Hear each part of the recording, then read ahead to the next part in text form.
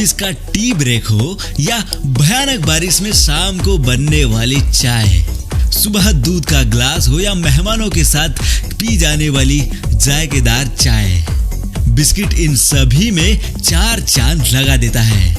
तो चलिए आज देखते हैं पूरी दुनिया में सबसे ज्यादा खाए जाने वाले पार्ले जी आखिर फैक्ट्री में बनाए कैसे जाते हैं। तो अगर आपको भी हो पसंद ऐसी ही अजब गजब मैन्युफैक्चरिंग प्रोसेस देखना तो मशीन इंडिया को ऐसे सब्सक्राइब करके घंटी बजा दो ताकि ऐसे वीडियोस आप तक पहुंचे सबसे पहले। पार्ले जी के सबसे खास इंग्रेडिएंट्स है एडिबल ऑयल, शक्कर और मैदा। सबसे पहले मैदे को छानकर मिक्सिंग फ्लोर में डालते हैं। यहाँ हर महीने 33,000 टन मैदा यूज होता है। अब शिफ्टर में शुगर छानकर ग्राइंडिंग मशीन में आगे भेजते हैं।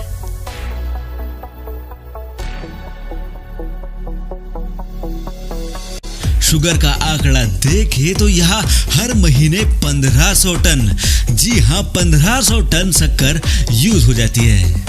अब पावर टैंक में छाना हुआ मैदा और शक्कर डालते हैं और लिक्विड टैंक में चाशनी, पानी और एडिबल ऑयल। इन दोनों टैंक से होता हुआ सारा मटेरियल पहुंचता है मिक्सिंग के लिए और सिर्फ 90 सेकंड में ये गीला आटा तैयार हो जाता है। अब ये आटा आता है मोल्डिंग सेक्शन में जहां इसके ऐसे छोटे छोटे पीसेस किए जाते हैं।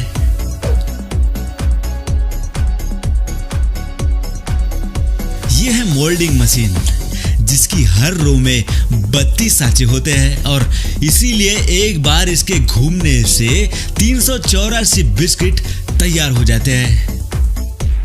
यहाँ से ये बिस्किट पहुंचते हैं बेकिंग सेक्शन में जहां इन्हें 240 डिग्री सेल्सियस पर पकाया जाता है। कुछ ही सेकंड्स में ये सफेद बिस्किट ब्राउन होने लगते हैं। गर्म होने के तुरंत बाद इन्हें जल्दी से ठंडा किया जाता है ताकि ये क्रंची और क्रिस्पी बन जाए। रुकिए, अभी प्रोसेस खत्म नहीं हुई है। रैपिंग मशीन में जहां कीमत के हिसाब से 8, 10 या उससे ज्यादा की पैकिंग में इन्हें पैक किया जाता है। इस फैक्ट्री में हर दिन 40 करोड़ बिस्किट बन जाते हैं, है ना गजब। माचिस मेकिंग प्रोसेस।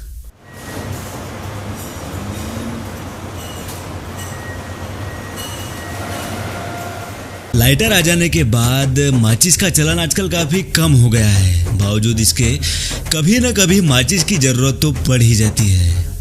आज हम यही देखने वाले हैं कि माचिस को आखिर बनाया कैसे जाता है। माचिस बनाने में सबसे इम्पोर्टेंट रोल तो लकड़ी का ही होता है, लेकिन लकड़ी भी ऐसी होनी चाहिए जो इस पर लगाए जाने वाले केमिकल्स को सोख पाए। इतनी नरम होनी चाहिए कि इसे छोटी छोटी तिली के रूप में काटा जा सके। साथ ही इतनी ही कठोर भी होनी चाहिए कि घिसने पर तिली कहीं टूट ना जाए। तो इसके लिए एक खास लकड़ी का यूज करते हैं जिसे देवदार की लकड़ी बोला जाता है। तो जैसा कि आप देख रहे हैं कि एक मशीन इस मोटे लक्कड़ को पतली सी लेयर में कन्वर्ट कर रही है।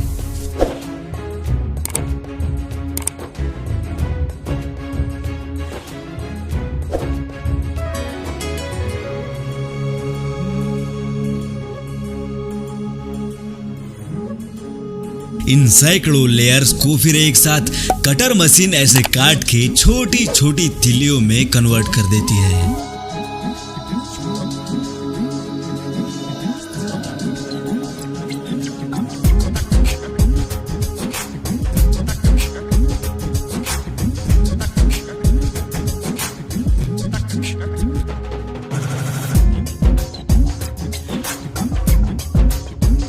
अब देखिए कैसे ये फिल्टर मशीन करोड़ों तिलियों में से टूटी फूटी बेकार तिलियों को अलग कर रही है।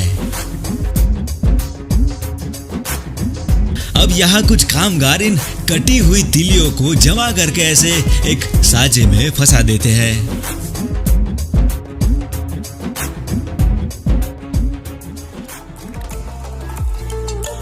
अब इस सांचे को उठाकर एक वर्कर अमोनियम नाइट्रेट के घोल में डुबाता है। ऐसा इसलिए किया जाता है ताकि तिली आगे लगने वाले लाल ज्वलनशील केमिकल पर अच्छी तरह से पकड़ बना पाए। ये जो आप लाल कलर का लिक्विड बनता देख रहे हैं, ये ही माचिस की जान है। फास्फोरस, पोटेशियम क्लोराइड और जिंक ऑक्साइड के मिक्सचर से इसे बनाया जाता है। अब पहले से तैयार जिन सांचों में तिलियां फंसा रखी थी, उसे इस ज्वलनशील मिक्सचर में डुबा के कुछ देर तक सूखने के लिए छोड़ देते हैं।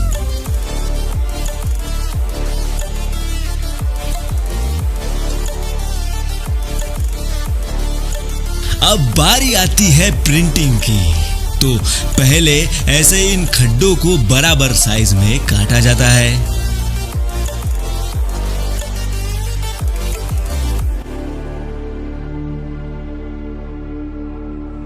कट जाने के बाद कुछ ऐसे की जाती है प्रिंटिंग।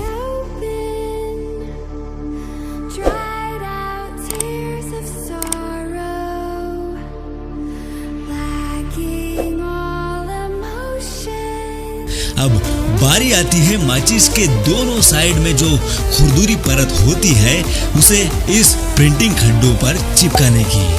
तो ऐसे ये बड़ी सी मशीन वो जानी पहचानी परत इन खड्डों पर लगा देती है। अब इतने बड़े खड्डे से छोटी सी माचिस तो बन नहीं सकती है ना, तो ये कटर मशीन इसे छोटे छोटे भागों में काट के इनके छोटे छोटे बॉक्स बना देती है। देखिए कुछ कामगार ऐसे इन बॉक्सेस में तिलियां भरते हैं।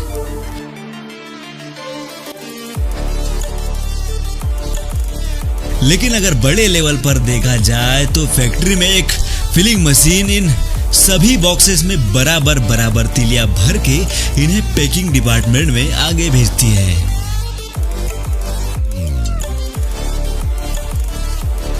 अब माचिस कुछ ऐसे पैक होकर पहुंचा दी जाती है आपके घर आग लगाने के लिए।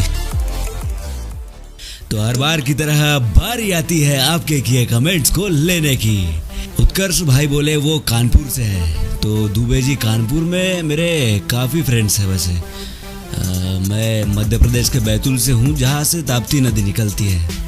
राव अली अहमद ने रिक्वेस्ट की है गब्बर सिंह का डायलॉग सुनाओ। तो गुरु गब्बर सिंह का तो नहीं, बट एक काम की बात सुनाता हूँ। कभी मत सोचो कि लोग क्या कहेंगे, कभी मत सोचो कि लोग क्या कहेंगे। पहले दिन हंसेंगे, दूसरे दिन मजाक उड़ाएंगे और तीसरे दिन यही लोग तेरे लिए ताली बजाएंगे। कुछ भी करना है वो तेरे दम पर कर, वरना फिर लोग कहेंगे उसने साथ ना दिया होता तो इसकी क्या ही औकात थी। तो चलो अब लेते हैं अगला कमेंट देव चौहान का। उन्होंने लिखा, आप जैसा कोई वीडियो नहीं बना सकता, आपका वीडियो मन करता है देखता ही रहूं बस। तो चौहान साहब ऐसा कुछ नहीं है, मैं तो चिल्लर हूँ।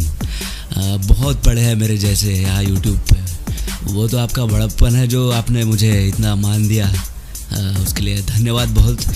लेते हैं नेक्स्ट कमेंट। अब जेएस अलमास बोले सुपर सर जी। तो जेएस अलमास भाई thank you very much. Santosh Yadav ने लिखा, पता नहीं मेरा नाम कब आएगा, हाथ दुख गए हैं कमेंट कर करके। तो बुरा नहीं मानना संतोष भाई, मुझे क्या एक लिस्ट के अकॉर्डिंग चलना पड़ता है, उसमें सब लोग के मैं नाम लिख के रखता हूँ। तो धीरे धीरे धीरे धीरे सबके नाम आते हैं। अब शोएब भाई को मैंने 16 मई का वादा किया था कमेंट आने का, लेकिन नहीं आ पाया। शोएब भाई माफ़ करना, बट अभी ये जो तूफान अपनी ऐसी तैसी करवा रहा है साउथिया, तो लाइट की यहाँ बहुत दिक्कत हो रही है अभी, इस वजह से थोड़ा लेट हो रहा है सब काम। Hope you understand. तो अब बाकी के कमेंट्स लेंगे कल। चलते हैं, मिलेंगे ऐसे ही किसी दूसरे वीडियो में, तब तक के लिए बाय।